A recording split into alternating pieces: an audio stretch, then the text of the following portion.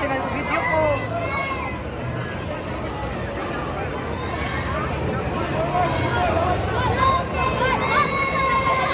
Cadet Boys Black Belt Medalist under 33, silver medal, Dinawit Reveal of Bayuhan Taekwondo Training Center, and the gold medal, Tulupan Francis Rams of Madrid Taekwondo Butuan.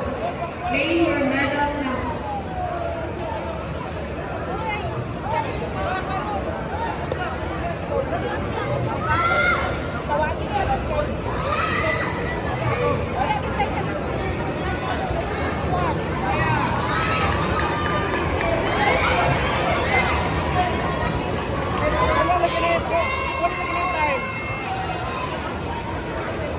Walay time mo.